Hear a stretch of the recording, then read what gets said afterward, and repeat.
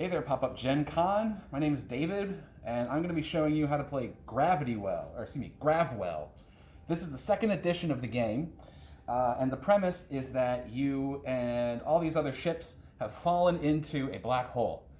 On the other side of the universe, when you emerge from this black hole, the physics are a little bit different, and you discover that your propulsion engines don't work anymore. So the way to get out of the black hole and to the outer warp gate to get home is to use your tractor beam and your repulsion beams and the objects in the area to slingshot across the spiral and out to safety. You do that by spending these fuel cards. Each fuel card has a number and a letter. For example, magnesium 10 means that you would move 10 spaces, and the letters indicate the order in which these cards resolve. And I'll show you that in a second after we do a bit of gameplay.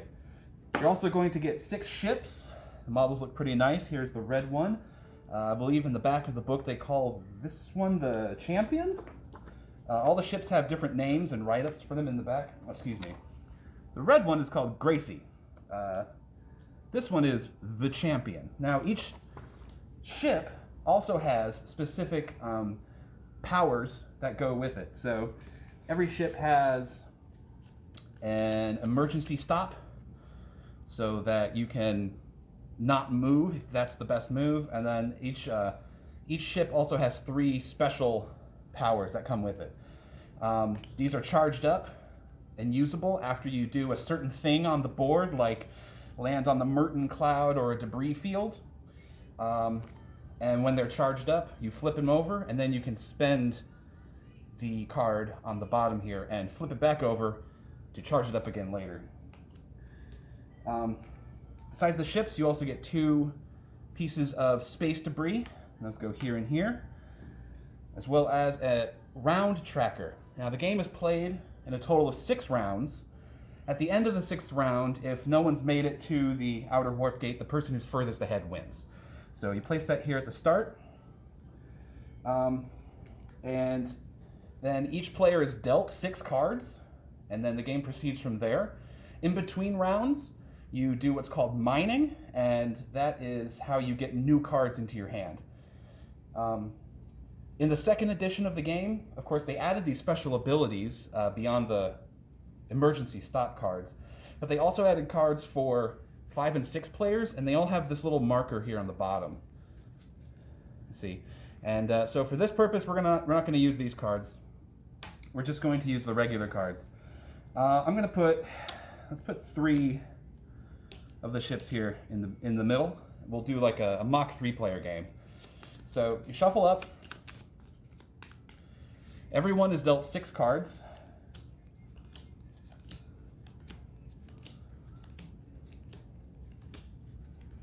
Okay.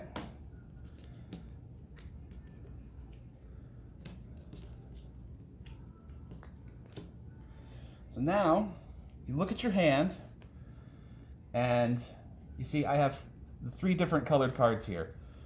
Purple cards with the arrows that face toward the number move everything around you toward your ship, that many spaces.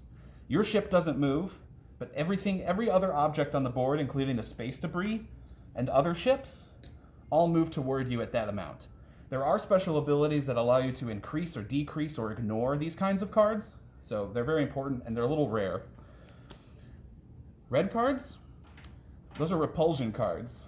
So the nearest object is moved. You move yourself away this many spaces from the nearest object. And then this is the most common type of card here. It's the tractor beam card. You move toward your nearest object this many spaces. So what's the first turn look like? Okay, everybody plays a card. I'm going to play this one. For red, yellow is going to play this one. And green is going to play this card. Okay? So, this is the first phase. every card that is played starts a new phase, and the cards are played face down at the same time, and then flipped up to reveal the number and the letter.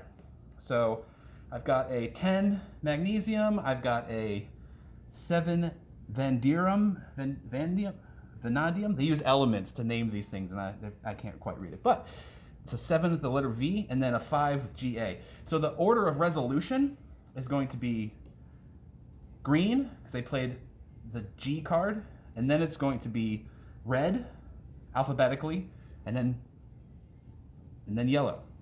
So the first person that goes is going to be green, and they're going to move 5 spaces toward the nearest object. Now, things that are in the warp gates, they don't count as objects. Basically, the nearest object, once you're in the warp gate, is this first piece of space debris. So green's going to move 5 spaces up. 1, 2, 3, 4, 5. Okay, so now that card is spent, gets discarded. The next card to resolve is going to be this one. So now for red, the nearest object is actually this green ship. So red's going to move 10 spaces toward the green ship. So it's going to go 1, 2, 3, 4, 5, 6, 7, 8, 9, 10. Pretty good move for red. Okay, now yellow goes, resolves last. So V comes very late in the alphabet. The nearest object to yellow is the green ship. So it's going to move 7 toward that. 1, 2, 3, 4, 5, 6, 7. Okay, so that's the end of the first phase. We're going to do this 6 times. And by the end of that, we will move the round tracker up 1. And then we will go through a phase that's called mining. Now this is how you get new cards in your hand. So let's just say, for example, the board sort of looks like this now. We'll just set these up here, so we get some interesting interactions, okay? So, shuffle up the cards. And you want to make twice as many piles of cards as there are players. And a pile looks like this. Looks like 1 face down card and 2 face up cards. So because we have 6 players, or 3 players, because we have 3 players, I'm gonna make 6 of these. So there's 1, 2, 3, 4, 5, and 6. Okay, board's a little messy, but it's all right. So the person who is closest to the Merton cloud, which is this orange spot that also indicates the halfway point on the track that you're running on, the person who is closest to that gets to mine first. So in this case, it is the yellow spaceship because it's 1, 2, 3, 4 spaces away. Okay, so from my experience, I think it's a good idea to get a variety of cards. The red and purple ones are a bit more rare, and there's some good situations that you might want to have those in. So for yellow, I'm going to go ahead and pick the multi-point tractor beam one, and then the regular tractor beam. And then I also get this face down card. Other people don't have to see it, but I get to look at it now. So now I've got these in my hand. So then the person who goes first also gets to decide which direction the mining goes in. So I'm going to go ahead and choose that it goes to outward here. It goes to counterclockwise. So green's going to go next, and green picks these. And then red would get to go. So red's going to pick this pile. Okay, and now I'm thinking, all right, so I've got, a 7 and a 4, a quick resolving 2, and a slow resolving 7. Honestly, I like a hand like this because your timing is going to be spread out and you can more strategically make your moves. So I'm going to go ahead and pick this one up. So now I have a hand of 6 cards. And let's say red takes this, and the other player gets these. Okay, so now that we have 6 cards again, the pattern of play continues. I'm going to play a card. Let's try that once so we can see how it works. Let's see. Yeah, I'll play this card for yellow. We'll play this card for green. I'll put them next to there so we remember.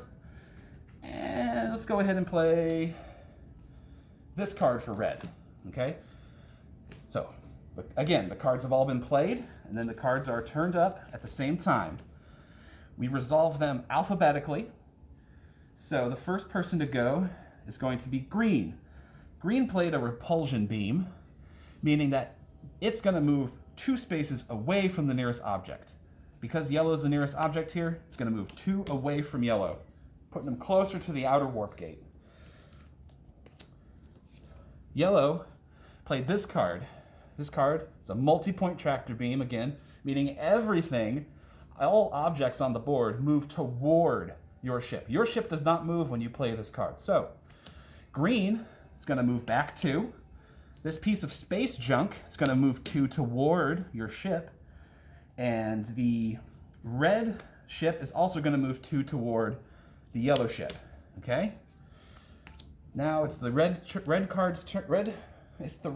ship's turn, and they played this repulsion beam that moves them 5 spaces away from the closest object on the board. And for them, unfortunately, that means that this piece of space debris is their closest object, and they got to move 5 spaces away from it. So they're going to spiral back into the inner warp gate 5 spaces. Okay. The game goes on like that, and in between each turn, you move the round tracker up. Once you get to the 6th and final round, if no one has made it to the end of the outer warp gate, then the person who's farthest along wins. And that's Gravwell. All the ships have different abilities that are unique to each one. So, for example, this blue ship here, it's got moves like precognition and time loop and temporal jaunt, while our green ship, which kind of looks like a tree, has these more like organic looking cards with abilities that kind of match that. It's like a siren's wail or a tentacle grasp, and all the cards do unique and specific things. And again, these special cards all get charged up based on different conditions. So say for green here, the siren's wail, it reads, if you end your movement adjacent to space junk. So say I moved this green piece here and I landed next